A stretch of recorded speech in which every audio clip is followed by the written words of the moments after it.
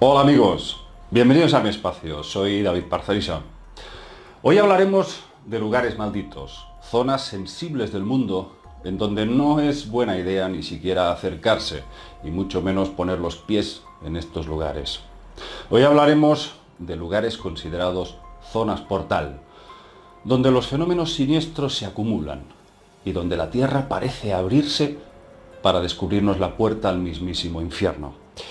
Y vamos a empezar por un bosque de Rumanía, en la cuna del vampirismo y de las leyendas del sangriento príncipe de Valaquia, Vlad Draculea Tepes, el famoso empalador.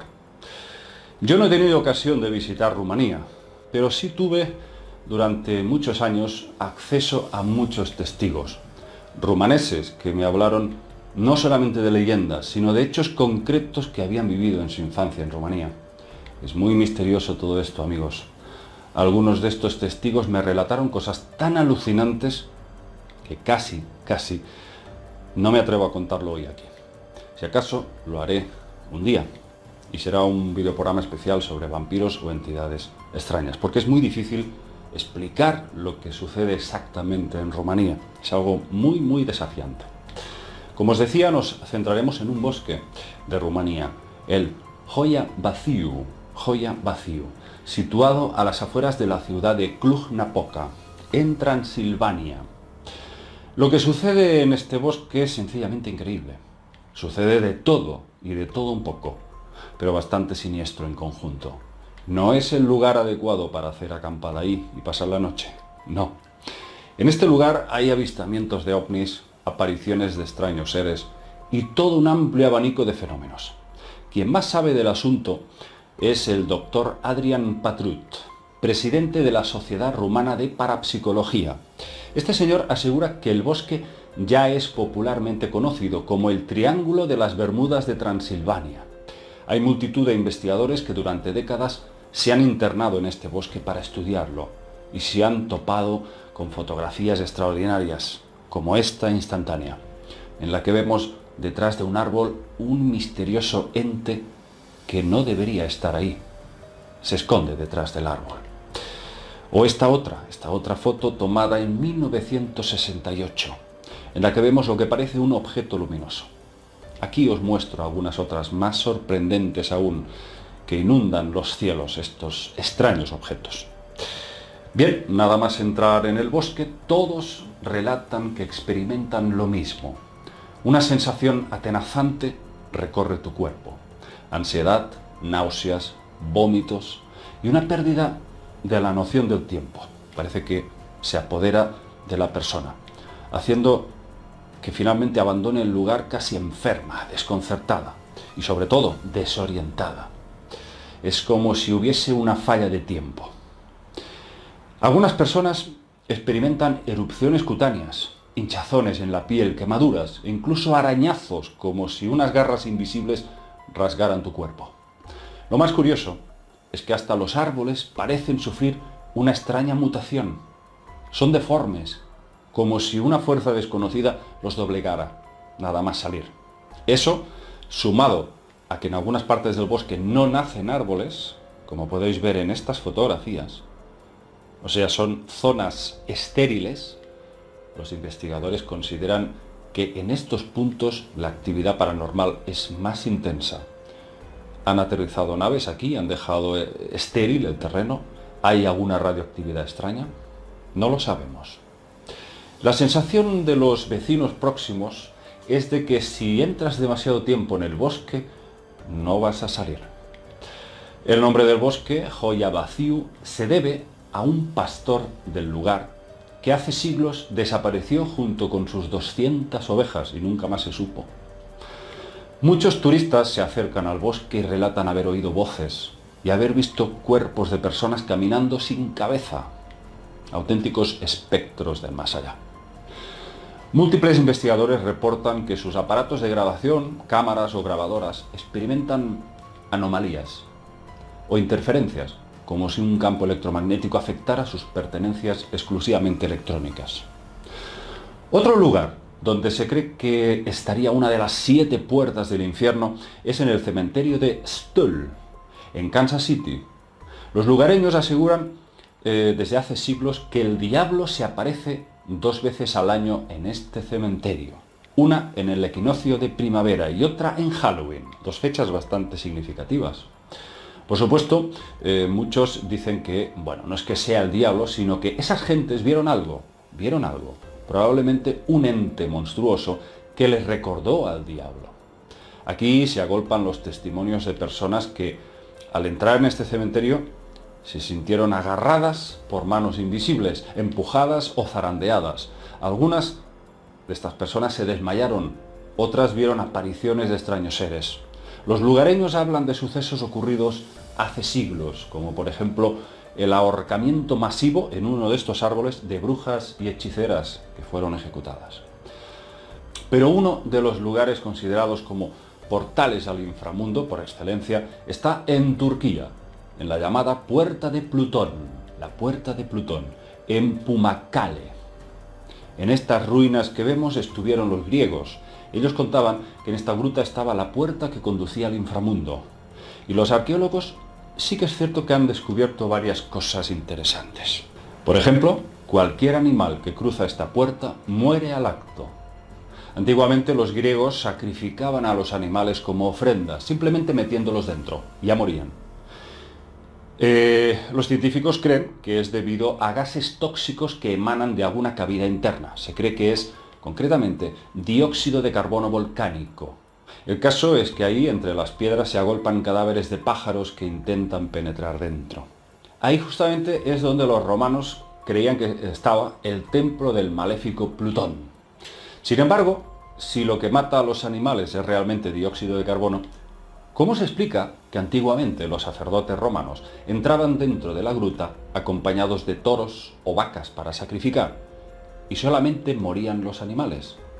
A ellos no les pasaba nada, no les afectaba si se trataba de gases.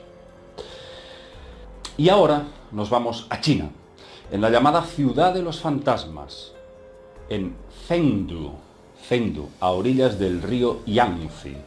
Aquí recaen 2000 años de historias de espíritus y demonios.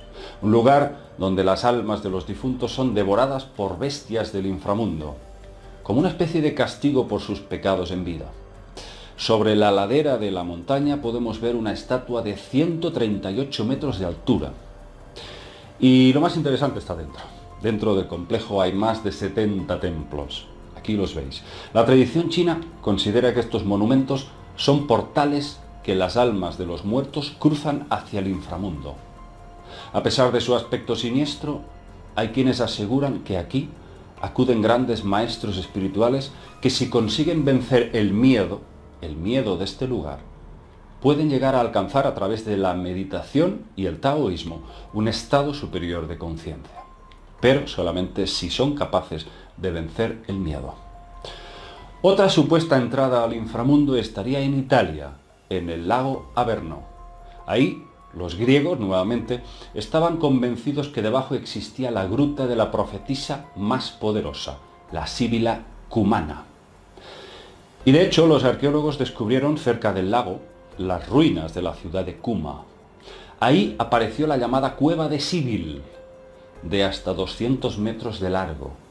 De hecho, los griegos estaban convencidos de que debajo del lago estaba el hogar de la diosa Hécate, quien gobernaba el inframundo.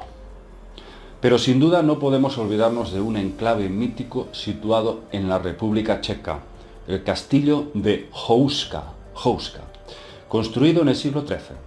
Para muchos, ahí está una de las entradas al infierno. La leyenda dice que en el siglo IV se abrió una grieta en el suelo, una grieta que daba hacia las mismas entrañas del infierno. Las crónicas contaban que por la grieta salían criaturas infernales con aspecto mitad humano y mitad animal. Estos seres causaban daños a personas, animales y además perjudicaban incluso las cosechas. La abertura en la roca despertaba en la gente muchísimo terror. Incluso se dice que ni siquiera fue posible llenarla con tierra. Pero aquí la pregunta sería, ¿cuál sería la finalidad de construir este castillo? Bueno, justamente es extraño el lugar en donde fue alzado el castillo. ¿Por qué? Pues porque antiguamente los castillos eran construidos en lugares estratégicos, cerca de ríos o en terrenos fértiles. Pero este castillo de Huska desconcierta porque está en mitad de un árido desierto. No se tiene acceso a agua. Entonces, ¿cuál era la razón de estar ahí? A este respecto, el administrador de Huska, Miroslav Konopsek, ofrece una explicación bien curiosa. Este hombre dice que las crónicas antiguas atestiguaban que el castillo no se había levantado para proteger sus alrededores, sino para proteger de un peligro que acecha bajo tierra para que no salga al mundo exterior. La leyenda decía que con el tiempo se logró tapar la grieta y encima de ella fue levantada una capilla gótica. Konopasek explica que a finales del siglo XVI hicieron descender a un condenado a muerte y lo hicieron bajar por debajo de la grieta, para ver si podía ver qué se ocultaba ahí. Lo bajaron con cuerdas y llegó un punto en que el hombre empezó a chillar como un loco. Suplicó que le subieran, que no podía aguantar ni un minuto más ahí debajo. Finalmente se apiadaron de él y lo subieron. El hombre, temblando, contó que había escuchado unos gritos inhumanos, como si unas extrañas criaturas custodiasen la entrada al infierno. Además dijo que todo estaba envuelto de un hedor insoportable. El señor Konopasek añade que este lugar ha estado siempre vigilado por un ente, un ser sin rostro, con una capucha negra, pero que no representaría ningún peligro para los seres humanos. Sería como una especie de guardián del lugar. Leyendas, mitos. Me parece muy interesante porque siempre he considerado que detrás de las leyendas y de los mitos hay un pozo de verdad. Y creo que muchos de estos lugares que hoy os he citado, vale la pena que nos lo miremos bien, nos lo miremos con lupa y profundicemos un poco más. Porque cuando hay tantas crónicas antiguas, mitos, textos, leyendas, de tantas culturas tan, vamos a decir, ricas en conocimientos antiguos como eran los griegos, una cosmovisión tan amplia, pues hombre, pienso que algo tiene que tener a un pozo de verdad importante. No digo que sea literalmente posible que haya entradas directas al infierno, pero sí creo que existe un inframundo, sí creo que existen portales dimensionales que pueden conducirnos hacia planos de la realidad en donde pueden coexistir criaturas infernales. Eso sí estoy convencido que puede existir. Y probablemente este tenga mucho que ver con esos puntos energéticos de la Tierra, esos vórtices. Algunos pueden conducir hacia lugares muy elevados, muy luminosos, en donde uno podría, por supuesto, aprovechar esa energía para crecer como ser humano. Pero también creo que hay otros puntos en la Tierra, y algunos de ellos quizás sean estos que hoy hemos citado, que pueden conducir ciertamente hacia lugares verdaderamente oscuros y siniestros. Auténticas dimensiones que son, vamos a decir, prisiones del alma. Vamos a dejarlo aquí, amigos. Espero que os haya gustado el vídeo de hoy y nos vemos en próximos trabajos. Un abrazo para todos. Chao.